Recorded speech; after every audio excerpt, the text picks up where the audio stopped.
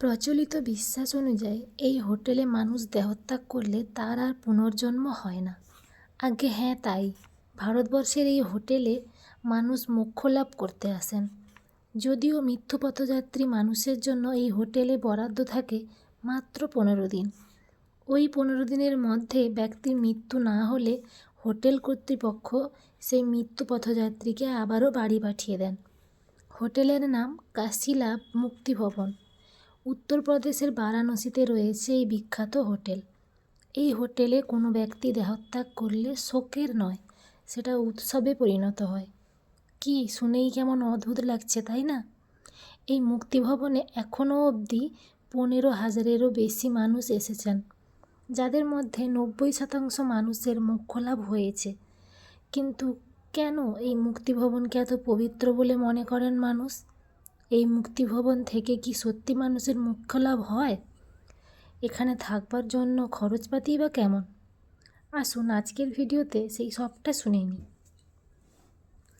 বেনারস মানেই হর হর মহাদেব। হিন্দু ধর্মাবলম্বী মানুষদের কাছে বেনারস অত্যন্ত পবিত্র একটি স্থান। প্রচলিত বিশ্বাস অনুসারে এই বেনারসের স্থান স্বয়ং ভোলানাথের ত্রিশূলের ডগায়, তাই বেনারসকে মহাদেবের শহর বলা হয়।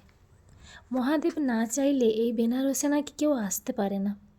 এই বেনারসে রয়েছে মহাদেবের 12 জ্যোতির্লিঙ্গ, যা বাবা বিশ্বনাথ নামে খ্যাত। তাই কথিত আছে এই পুণ্য শহরে যদি কেউ তার শেষ নিঃশ্বাস ত্যাগ করে, তাহলে জন্ম মৃত্যুর এই জাঁতাকল থেকে সে চিরজীবনের জন্য মুক্তি পায়। বিশ্বের এটাই একমাত্র জায়গা যেখানে মানুষ নিশ্চিন্তে ঘুমোতে নয়, শেষ নিঃশ্বাস ত্যাগ করতে আসেন। আর ঠিক এই কারণেই অনেক মানুষকে বলতে শুনবেন তারা শেষ বয়সে কাশী বিশ্বনাথের চরণে ঠাঁই পেতে চান।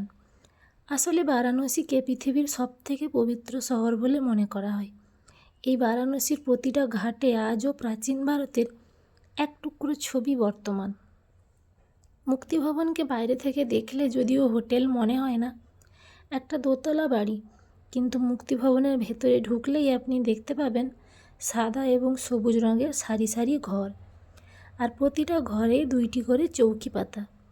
1958 সালে এই মুক্তিভবনটি তৈরি করেছিলেন শিল্পপতি জয়িত-দয়াল ডালমিয়া। এনার মা কাশীনিবাসী ছিলেন, তারই ভাবনাতে তৈরি হয়েছিল এই মুক্তিভবন।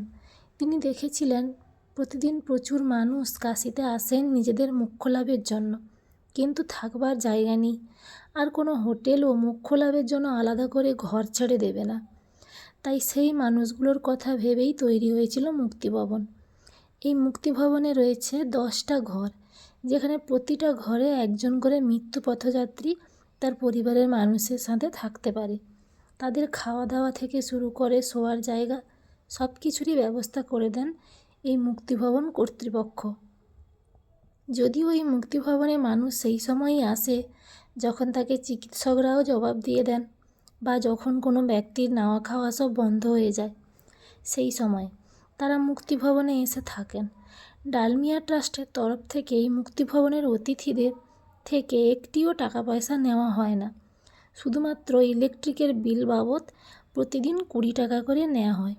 তাও যদি কোনো ব্যক্তি দিতে না পারে, তাকে জোর করা হয় না। এই মুক্তিভবনে যে কোনো ধর্মের মানুষই আসতে পারে, তবে এই মুক্তিভবনে কোনো অনলাইন বুকিংয়ের ব্যবস্থা নেই। এখানে আসার পর কোনো ব্যক্তির মৃত্যুর শ্বাস উঠলে তার মোক্ষ লাভের জন্য এবং মৃত্যুর পর শেষকৃত্যের সমস্ত ব্যবস্থাও করে দেন এই মুক্তিভবন কর্তৃপক্ষ। এই মুক্তিভবনের ভিতরে রয়েছে মন্দির, যেখানে 3 বেলা করে আরতি হয়। এখানে 4 কর্মী এবং একজন পুরোহিত রয়েছেন। এই ভবনের পুরোহিত প্রতিটি ঘরেই যান এবং ধর্মগ্রন্থ পাঠ করে শোনান। তবে 15 দিনের মধ্যে কারোর মোক্ষ লাভ না হলে সেই ব্যক্তিকে আবারও বাড়ি পাঠিয়ে দেন ভবন কর্তৃপক্ষ। আসলে বিশ্বাসে মিলাই বস্তু, তর্কে বহুদূর। আর ভোলানাথের উপর সেই বিশ্বাসকে সঙ্গী করেই দেশ বিদেশ থেকে বহু মানুষ এসে ওঠেন এই মুক্তিভবনে। আপনারা কখনো বেনারস ঘুরতে গেলে এই মুক্তিভবনকে চাক্ষুষ দেখে আসতে পারেন। পৃথিবীর এই একটি মাত্র ভবন যেখানে মানুষের চলে যাওয়াটা আনন্দের।